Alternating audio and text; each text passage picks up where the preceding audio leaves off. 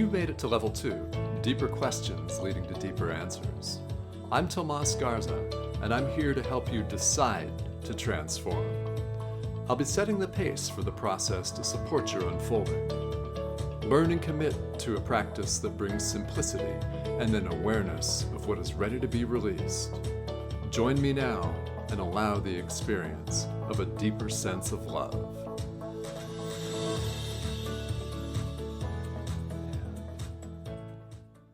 Hello, everyone. Welcome to Decide to Transform. I'm your host, Tomas Garza, and joining me from Seattle is GP Walsh, renowned spiritual teacher and regular contributor to this show.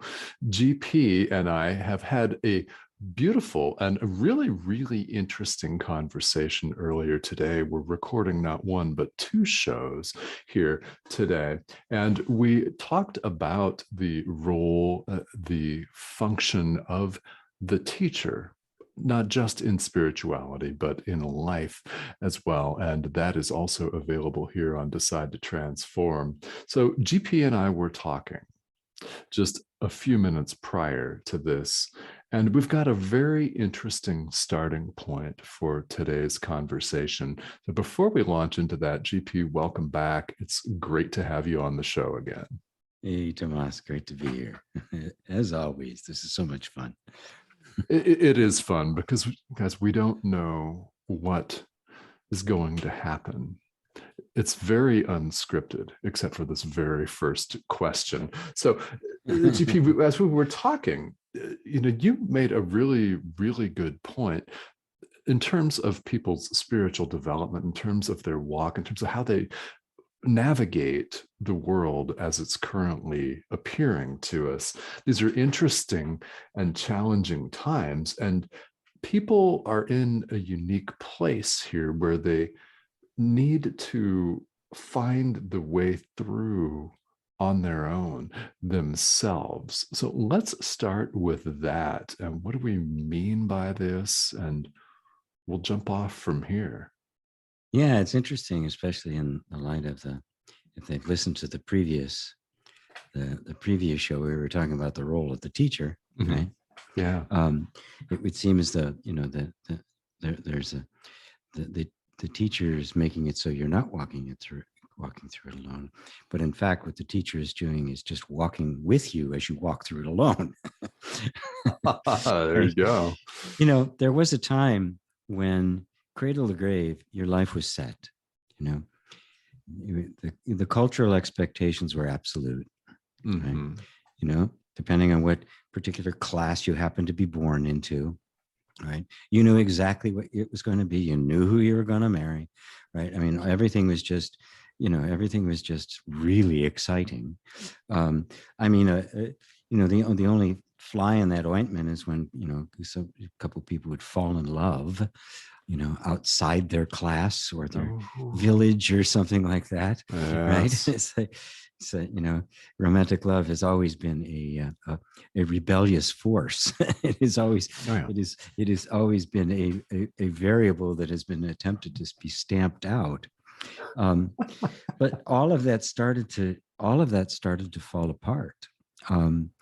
As culture became more diverse, right? As the world got smaller, mass media got us exposed to different kinds of ideas. Probably most importantly is, when the United States was founded, 98% of the population were farmers. Mm-hmm. That's all it was just nations that farm. And I think in around the beginning of the 20th century, it was 95, right? Oh, yeah. The Industrial Revolution had brought more people into cities, and 3% is a lot of people. But America was still rural, as was most of Europe and most of the world. Yeah, it's now exactly the opposite. 2% of the population is actually engaged in farming. Mm-hmm. Wow. So that all of a sudden, the lives of everybody have been pulled out of our total dependency upon the earth and the environment, right? And completely dependent upon our man-made environments, It Yes. used to be we'd pray or dance or chant or something to get rain to happen because it was out of our control, right?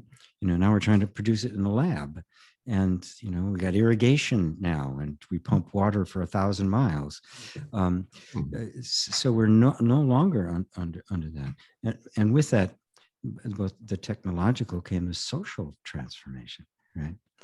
The grip of the church, starting with the Renaissance, began to, and then there was the Protestant movement, and then Henry VIII, who wanted to get divorced. So he basically created his own church, and from there, all sorts of different religious points of view. And the United States was founded basically by, well, it was the group who stole it from the people who were here. we're coming here to build a Christian utopia, right? And it's just been nothing but diversity. Whereas before, a culture would have had homogeneity throughout. Everybody thought the same, acted the same, did the same. All the same rules were applied. But you can see that's almost completely gone. We're trying. Fundamentalists are desperately trying to, get us back to a certain point. So what happens to the first generations of human beings whose lives are not completely dominated by the cultural norms, and suddenly having to make our own decisions, where we're going to work, where we're going to live, what we're going to do, how we're going to do it, who we're going to hang out with, who we're going to marry. Just all these decisions that you did not make before. They were just a given, right? We like that. We like the freedom of it, right? And at the same time, it's overwhelming. Sure. It's utterly overwhelming. If somebody says you can do, be, or have anything, and you ask them, what do you want? I go, I don't know. Yes. Right. Yeah. It's so anything. Oh, no. Limit it down. Just give me 3 choices, please. Yeah. But make them good. Yeah. Make them good choices, but please, I just want the multiple choice version of life. Please, yes. I don't want an essay. But I don't think we have recognized, I know we have not recognized that a lot of the anxiety that people feel, that sense of instability, that's where it's coming from. Right. Okay. It's what it feels like when you actually have freedom. Right? Okay. Right? Freedom doesn't, oh, it's wonderful. But really what we're talking about when people are touting freedom, what they're really touting is safety without interference, not freedom. Right? Yeah. They simply want to have their safety the way they want it, and they don't want anybody to touch it. Right? That's not freedom. No, it's a different kind of bondage. Yeah. It's a more sophisticated one, right? Because we have much better cells, we have much nicer chains, but we're still quite bound to particular dispositions and attitudes. That real freedom for exploration, and it creates utter turmoil, because governments always have been the enforcers of the cultural norm, right? They're keeping the order, keeping the peace is all about keeping people in their place, keeping each one of the classes secure in their class, right? Making sure nothing rocks the boat. Basic assumptions about the way things are supposed to be, they get implemented as laws and policies and the like. And when you start getting more and more genuine individual freedom, you inevitably get the conflict between the two of those, right? Right? You've got the powers that be that are highly invested in keeping things exactly the way they are, and yet the way they are is not satisfying, right?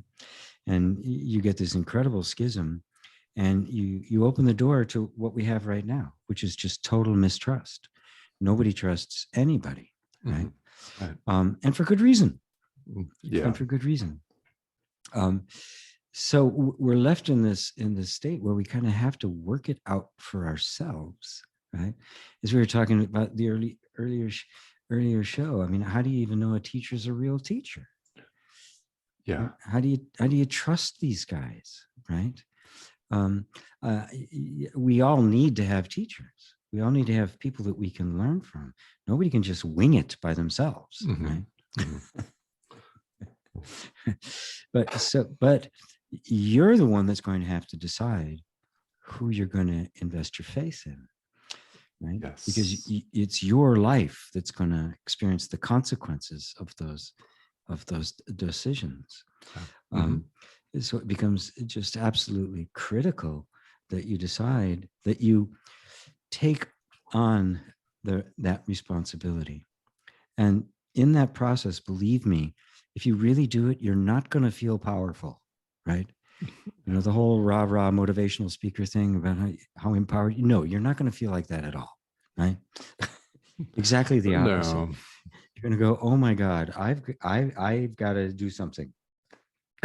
I don't know what to do. What do I do? What in the world do I do? That's going to be my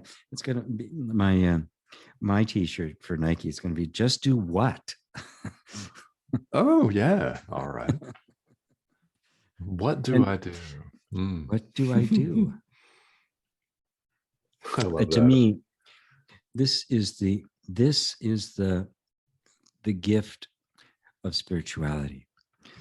In this place where I have to decide for me, at that point, religion, all the religions and philosophies and all of that, all the cultural ethics and stuff out the window, right? Completely out the window. They just want me to conform to be a certain way, right? So all of the things I used to think about, maybe spiritual, even what we call spirituality, with crystals or meditation and stuff, that too gets subject to. Now suddenly I'm a meditator, and I've got to be a compassionate person or something like that. Right. That's also nonsense, right? That's not, you're still conforming yourself to something external. Genuine spirituality is when you really go, oh my God, I'm really on my own here. I've got to make up my mind. Right? None of these guys can help me. They will always, even with the best intention, they will mislead. Right. Yes, that's true. So what do I do? Well, this is the place, the only place where you can experience the genuine spiritual maturity. Right? When you take that onto yourself, you've stepped into a completely different world. Right?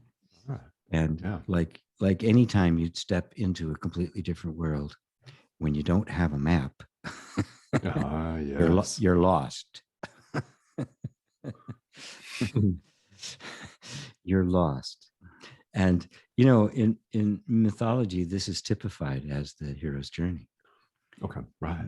That threshold of that kind of recognition where you cannot go back to the way it was, right? Either by rarely by choice, usually by circumstance. You basically get your butt kicked out for whatever reason. You fall into this place where there's nothing left but you. Right? You are the only resource you have. Right? Okay. And it's like you can't go back. You try. Definitely. You try to find your way back, but you can't. You simply cannot do it.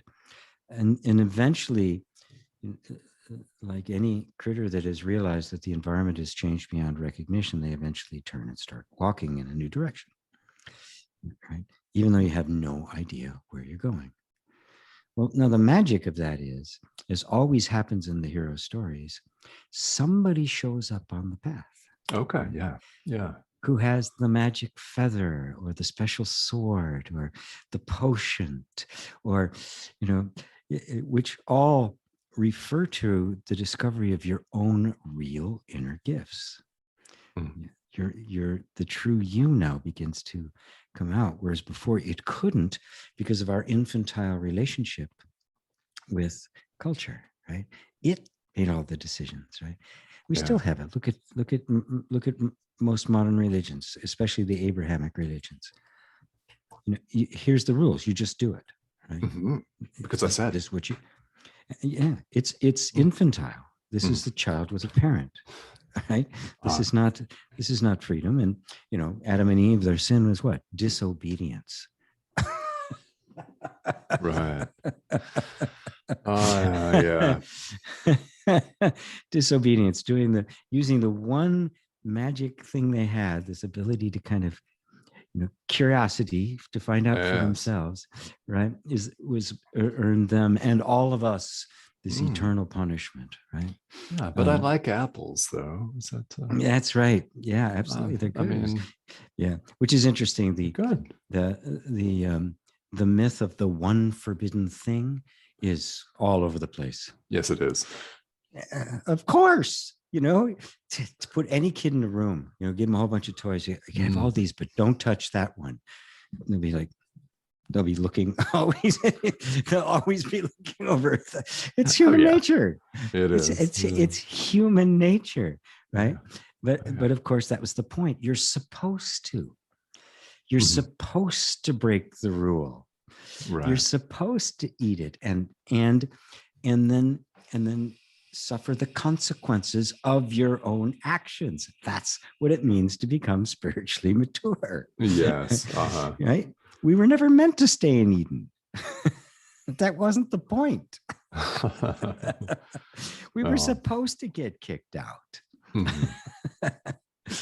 That's how the adventure happens, so that you can then discover your own wholeness, your own fullness, right? And how do you do that unless you're put under the circumstances where you have to? Yes. I'm not an artist. I really can't draw very well at all. But when I was in college, there was this. They needed some drawing. I was working in the library, and there was something, and they needed a drawing for something. And they said, "You can do it. You do it." Oh, okay. I can't draw stick people. I mean, my stick people don't look like stick people. And so, okay, and I did it, and it was passable. I mean, it worked. It worked, right? Now, I realized under the circumstances, I can always come up with whatever the moment needs. This lesson's got ingrained in me, that there were resources in me that I don't know I have, and I'm not going to know I have them until they're called for. Right. It's not an inventory that I'm, that I've collected. Right. It's one of the things I think is silly about the Abraham Hicks idea of the vortex, right? Where everything you want goes into this vault, I guess, somewhere. Oh, right. Ooh, where's this vault? It's whatever it is. Well, how do you get it out of the vortex and in my bank? Right. I mean, that's always the same, the question, because there is no vortex. There is no place, right? It's you, right? Yeah. The moment happens. And if you're willing to do it, something new in you will emerge that you didn't know you had. And most of us have to be forced into the circumstance where that'll happen. Yes. Right? If you get forced into it enough times, you go, hey, maybe this just kind of works. And then you start letting yourself get into these situations. And before you know it, you trust it. And you walk, fools tread where angels dare not go. You just kind of walk right. Yeah, something's going to happen. Right? But that is true spiritual freedom. Right? Yes. That's a true engagement with life. Right? Now I'm showing up, not as a preset version of me, right? Not as the cookie cutter version of me, but I'm showing up. I'm showing up empty, right? And what happens when I show up empty is something happens. Something becomes available that wouldn't have become available in any other way. This, to me, is the great discovery. The depth of your resources is bottomless. Okay. Yes. And Go Go ahead. ahead. Yeah. Well, I gotta take a you sip. mentioned. Oh, okay. Well, you mentioned just a moment ago that in order to get to this place, we often have to be bludgeoned into it, forced, clubbed. Yeah. So Bragged. Yep. yes. Bribed. Oh yeah. Thinking it's one thing and it turns out to be something else. Right. And what is it that makes us so stubborn that we need to hear things 8,000 times or get dragged or drugged or bribed, bludgeoned 8,001 times before we finally start to get it? Maybe. Well, I think it's well, it starts out being, the basic human nature, always puts safety first, right? Yeah. I mean, it's just that's the nature of all life, right? Right. We're making sure we're safe before we're looking for opportunity, right? If the cheetah's chasing you, you're not looking for a mate. This is true. You're Yes. you're just hoping you can outrun it enough, just long enough to get somewhere where they can't, right? Then they're gone. Now you start looking for a mate. This is simply the way it is. It always takes precedence, right? And there's nothing more unsettling to us than the environment changing. Right? Yeah. So we want the environment to remain the same. It is human nature. It'll always be that way. You cannot fight it. You cannot make that go away. People try, right? Jump out of airplanes and bungee jumping and things like that, which is just to give them the feeling of being alive. Basically, I mean, it's just to kind of rekindle what it's like to really confront life, right? So, totally get why it's done. Trying to fly in the face of that, in contradistinction to our lives, which are just completely driven by safety. Our culture is driven by safety. Culture, is basically the tribal rules. The tribal rules are all about safety, continuity, making everything the same. The more the same it is, the more, if it doesn't change, I don't have to worry about it, right? Simultaneously, in every single one of us, there's this deep desire to grow and evolve, right? Yes. So we have built into us as human beings this apparently conflicting energies. They're not really, but but our culture, our families, our tribes, and all of that favor the safety. And so you are taught to favor the safety, think in terms of safety, think in terms of this first. And so even when we're, reaching for the shiny object, there's a part of us that's looking, making sure the hand's not going to get slapped. What's going, what is the result going to be? Or it wants to study it first. Well, what's the implications if I have this? Well, then wants to know everything in advance, wants everything really nicely nailed down. Yes. It's like, corporation systems and procedures, right? Standard operating procedures and things like that. And the military, of course, everything is proceduralized, right? Absolutely everything. This is we like that, we need that, and then we get suffocated by it. Yeah, right. Yes. It literally sucks the life out of us. And then we have to regain this territory. So it will be very natural for us to resist change, right? Yeah. If I can put it off.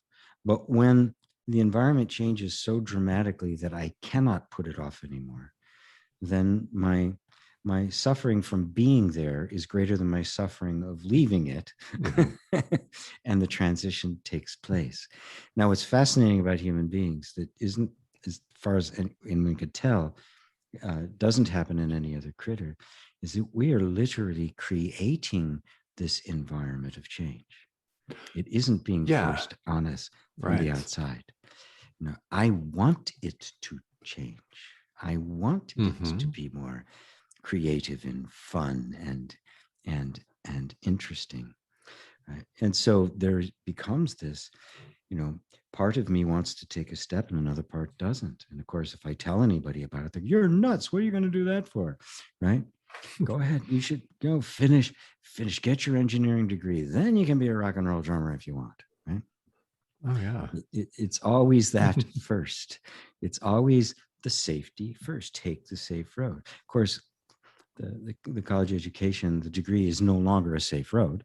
No. So, and that really is a case in point. The things we had relied on, it's gone, right? Now you get out of college, you've got $50,000 to $100,000 in debt, and you're living in your parents' basement. Yeah, and it's a mildewy basement. Mildewy basement. Yeah, there's you got nothing. Yeah. Right? All of a sudden, all of this stuff, which was kind of the cultural ideal, gone. It's vaporized. Right. And that's why millennials don't trust it anymore. People say they're lazy. No, they're not. No. They've seen through the bullshit. Right. There is no pot of gold at the end of that rainbow. Right? And how do you get them to be motivated then? Well, they want something purpose driven. They want something that touches their heart. They want to feel like they're making a difference, not just making a living. This is new. Yes. This is brand new. Yeah. I think it was a study about 4 years ago that Harvard did, where for the first time ever, more people said they wanted to do something that made a difference than make money. At Harvard. Right. I mean, we're talking about the Vatican of money making, right? Oh, yes. This is where all the high priests of Wall Street come from. Oh, yeah. Yeah. There might be one from Yale, but maybe not. I don't know. Yeah.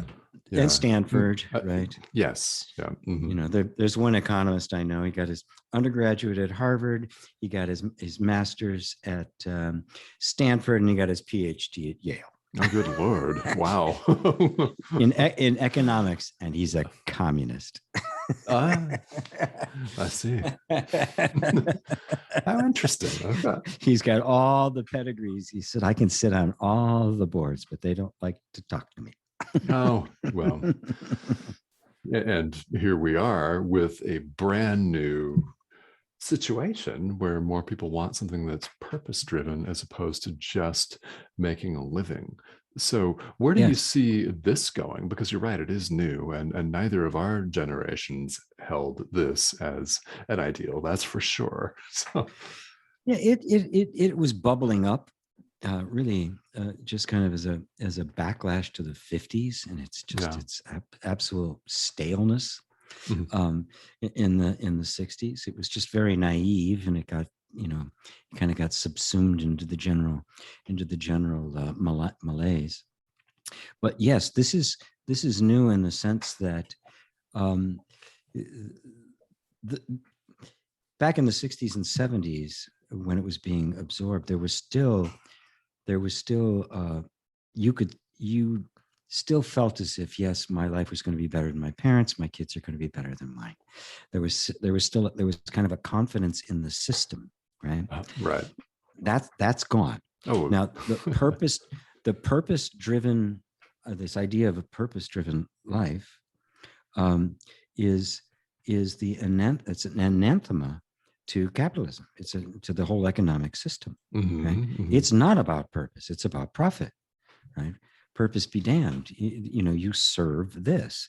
So you were talking about a major spiritual and moral value conflict, right? Yes. They're not compatible, right? It is oil and water, right? They do not mix.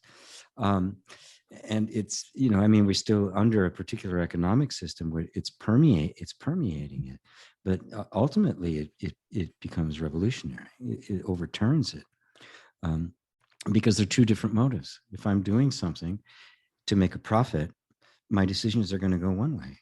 If I'm doing something to serve a purpose, my decisions are going to go in a completely different way. A profit is going to be way, way down the list. Right. Whereas, Oh, yeah.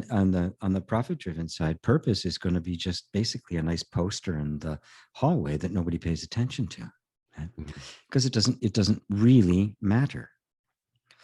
And therein lies the whole point. You're talking about a conflict of values, and that is when you know that that the whole culture is falling apart. Okay. When the Yeah. most fundamental values that hold it together are in deep, deep conflict. And once again, this is where spirituality joins the fight, because yes, it's got to be like this. It brings us to a higher place to perceive value from a different place, right? Now, you and I could sit here and debate which is better, right? Purpose driven or profit driven. And if I'm a capitalist, of course, I'm going to be arguing from this point of view, right? But we can all get to everybody listening to this intuitively knows which is better. Sure. Oh, yeah. There's no contest, right? Well, how do we know that? Oh, this is we just question. Do. Well, yeah, something in us just knows it. It's like, no, this is better. Love is better than hate. Equality is better than inequality. Acceptance is better than racism. Duh. Yeah. These are self-evident truths. Right? And when you're talking about self-evident truths, you are in the realm of spirituality. It's not even religion. It's not even good because God says so, right? It just is so, right? That's beyond a super being, handing something down from on high. If he did, he got it from the same place you did. Because it's just what is. Love is superior. And when you have that value system beginning to, basically infect yes. a cultural system, I mean, it's like the serum's been injected. It's only a matter of time, because it is inherently absolutely true, and we all know it. Yeah, we all know it. Yes, we do, which is why listeners out there that were expecting a debate between GP and me are not going to get it. We're sorry. Sorry about that. Yeah. The only debate there is how best to transition and how best to implement, and how do we move from a self-destructive, profit-oriented world to a self-reflective, a self-supporting, loving world, with the least amount of tears, right? The least amount of hardship, right? There's going to be some, obviously, but how do we do that, right? Well, it's not going to happen, for three guys going through a midlife crisis going into space. That's not going to do it. Yeah. Oh. Well, Richard Branson isn't a midlife crisis guy. No, I suppose not. Yeah. Yeah. But the other two, it's like it's like, what a silly display. Just a childish display. $5 billion spent on my midlife crisis. My God, just get a sports car and a pinky ring and a young chick. Right. Yes. Yeah, it would be less than 5 billion. A bit. Yeah. Yeah. Even a really nice car, a McLaren or something, right? It's handmade choppers. For sure. Yeah. Yes. Yeah. Well, this is the go ahead. Yes. I was just going to say, but that's the kind of stuff that shows the moral decrepitude of this system. Right. It does. I mean, there it is in plain sight. Yeah, the media can celebrate the great accomplishment. Oh my God, it's a moral disaster. And this is just one example of moral disasters. Yes. Yeah. They're all around. They're all They're around. all over the place. Yes. Yeah. Much as they're trying to hide it. Yeah. And It's bursting at the seams. it is. It's well, it's overflowing its banks, and it's in our face at all times. At all times, yes. Mm. Yeah. And so, GP, you raised the question a moment ago: how do we transition to this different sort of society with a completely different approach that, as you've mentioned, is anathema to the old system? Mm. Well, like always, it has to start with us rooting deeply into ourselves, right? Mhm. Yeah. The understanding has to be there of what is actually happening. That what's going on is a conflict between competing stories. Okay. Yes. Competing value systems. So you can't just point at somebody and say they're the problem, right? Mm-hmm. And we're just going to go wipe them out and everything will be just fine, right? Oh, all right. That's Yeah, not the I mean, solution. Oh, no. damn. So Damn it. so All you right. can't go raid a pizza parlor for a pedophile ring in Washington D.C. and the problem's solved, right? Or blow up the 5G cell tower, right? Problem solved. No, it's not. It's systemic. It's everywhere, right? Mm-hmm. I can yell at people, various kinds of conspiracy theories, most of which have at least a great deal of truth in them, right? Right. Oh, yeah. But all it does is make it us and them, right? Make a perpetrator that somehow I've got to get to. But if I realize that it's not that, it's a state of mind, right?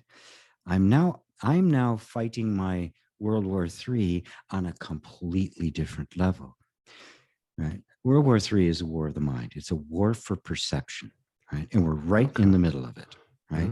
Yeah. The weapons and all of that are simply tools for influencing perception, right? This is a war for the mind, right? And if you know that, you can you can set up your artillery on the right line, right? Because it isn't about them, right? Because they're just keep going, right? They're just going to perpetuate themselves, right? People talk about the secret societies and like the Illuminati and stuff. Right. Secret? Yeah. No, they're not secret. It's not secret, right? We know who these people are. You can look them up. They're the heads of all the Federal Reserve banks, Wall Street, Goldman Sachs. I mean, for right? example, yeah. And they don't meet in smoke-filled rooms, and sacrifice children. They don't have to. They all think alike. Right. They're already in lockstep, right? Mm-hmm. So, and unless those thought patterns change, it doesn't matter what you do. There'll be somebody coming right behind them. On and on and on it goes. So we have to approach it in a completely and totally different way. And that is the way of it within your own heart. So you can't hate these people, right? Right. They're simply acting out the way they were programmed to act. They are automatons. They don't know what they're doing. And on that ground, you can forgive them. But this is the ground on which you can really become substantial, because as we said before, love is better than hate. It's self-evident, right?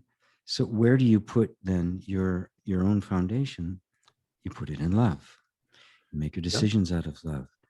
You make your arguments and debates out of love. You argue for love, not for a system, not for an economics, not for a particular politics or a candidate, but for love, right?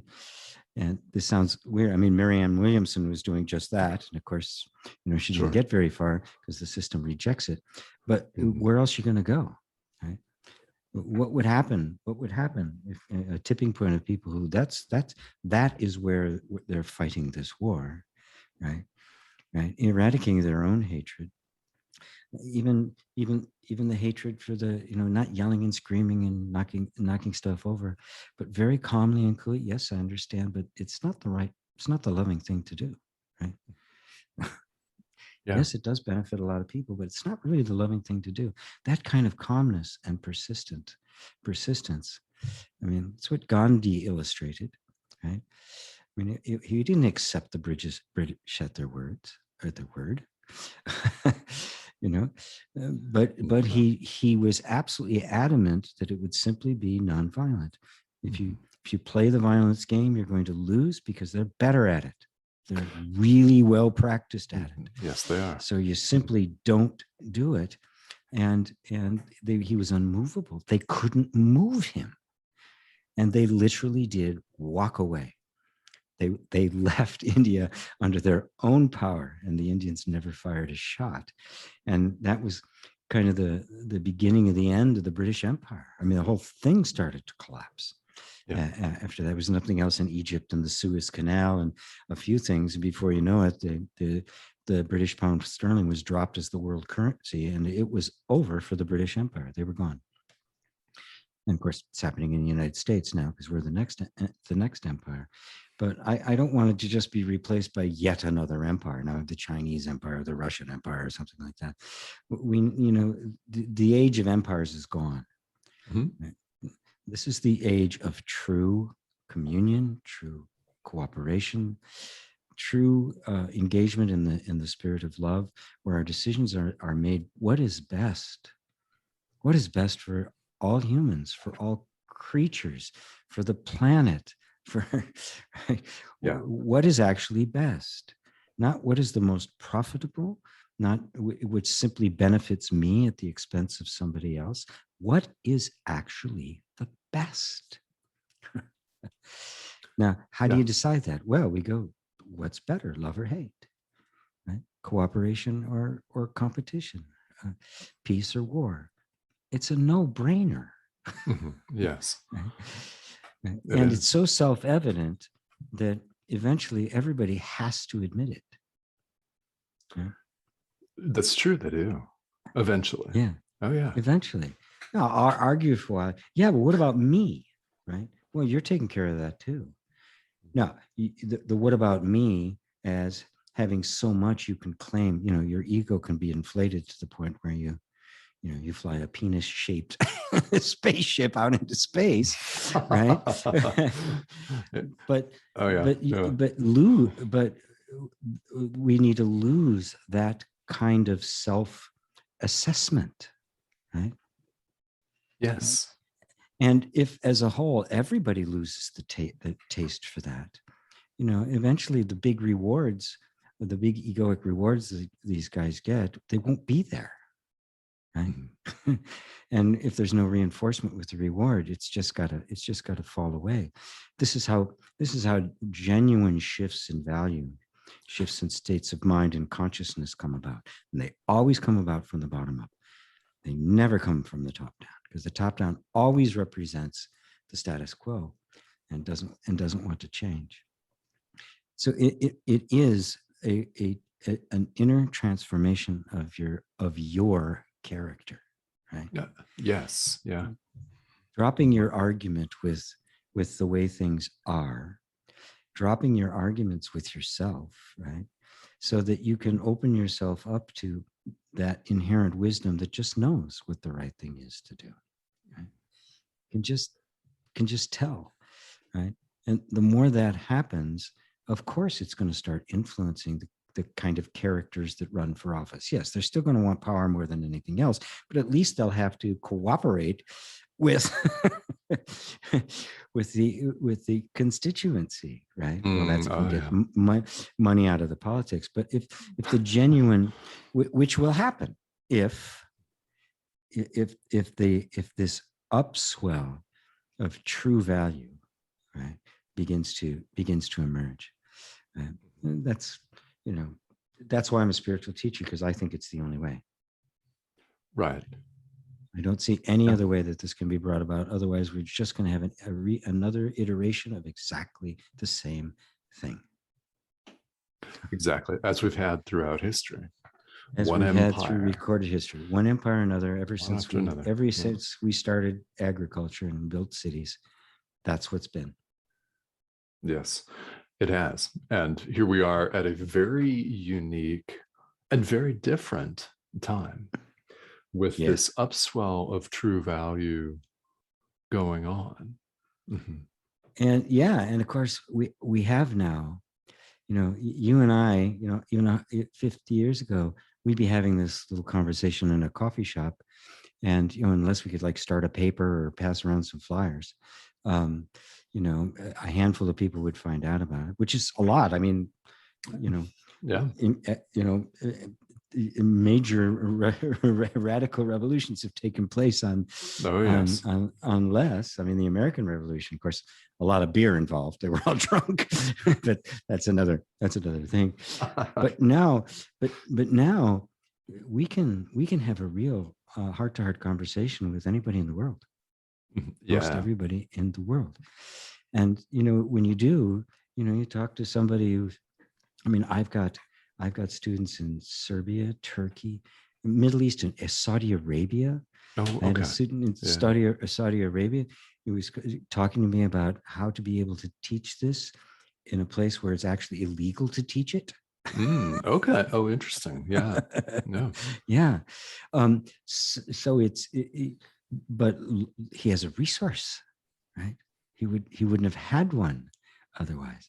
He wouldn't have had the, even though that inkling was happening, the spiritual impulse was there. There's nothing in the environment to feed it, right? Oh, yeah. To guide it. That same guy, if he's been born in India, it's like, no problem. They know exactly what to do. Sure. They Yeah. honor their gurus and their teachers, or, or some kid has a strange dream. We put him on Ritalin. If he was in the Native Americans, the shaman come and take him. Right. All right. Yeah. His training starts now. Yeah. Oh, yeah. Yes. They recognize that what appears as spirituality to the culture will appear aberrant. Right? And so that kind of aberration, right? And really, if you're one lobbying for love and being willing to talk about it openly and in public, like Marianne Williamson, Yeah. was, the culture at large is not going to greet you with open arms, right? But but where else are you going to go? Right. Yeah. To hate. Well, that's the thing. It breaks my heart. I see that there's a lot of conspiracy theorists just full of hate. oh, yeah. No, they are. It's just no. You are right. They aren't trustworthy, right? but don't so completely retract yourself into the corner that everything then is bad, right? Yeah. Right. Stay centered. Stay clear. So you can actually just, so when you do speak, there is an authority there, right? Right, and you choose your battles wisely, right? We all need to do that. But I think I really need to make sure I get this in before before this comes to a close, and that is, this is happening because it is inevitable, and it is our destiny. Yes. Yeah.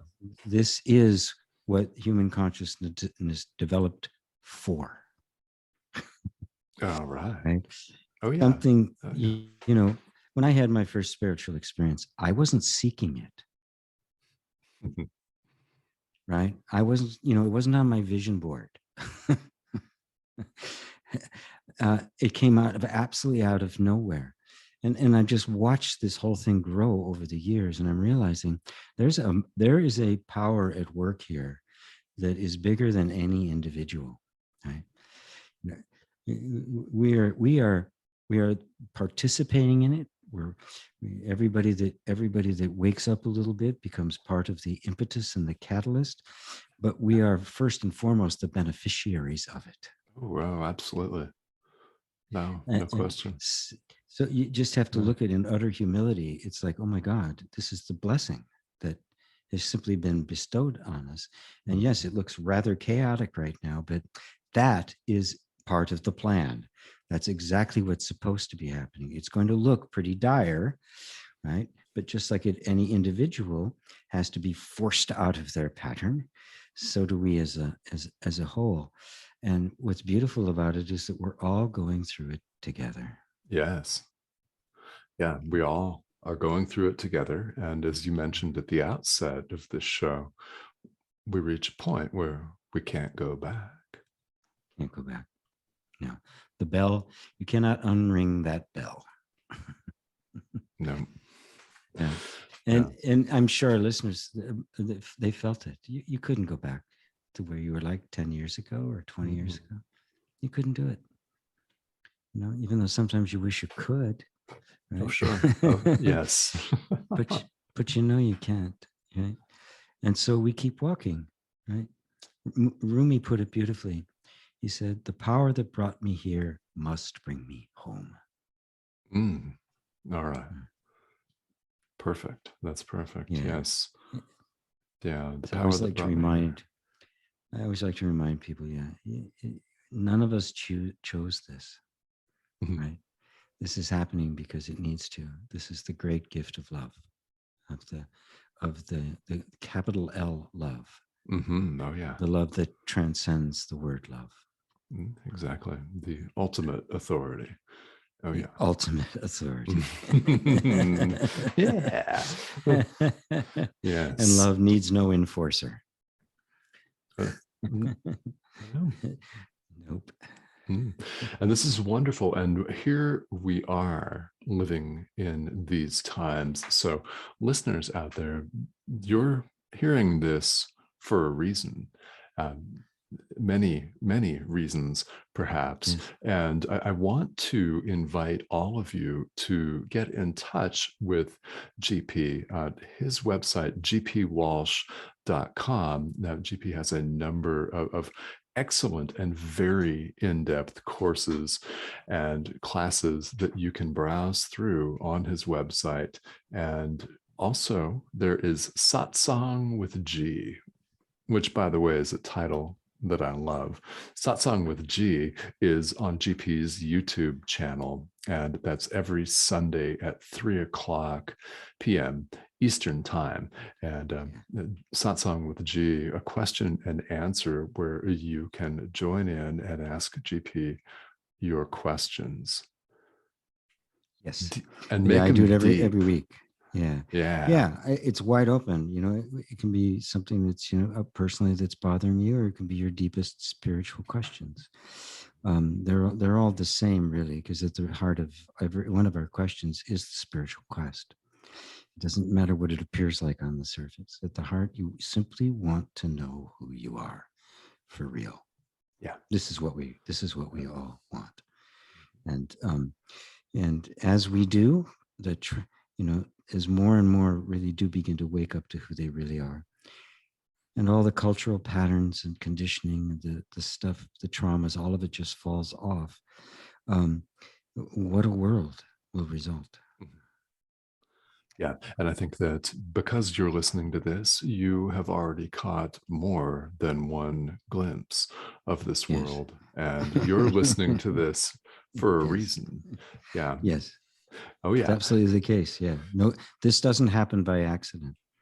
Yeah. Nobody's gonna listen to more than 30 seconds of this if that voice isn't already active in them.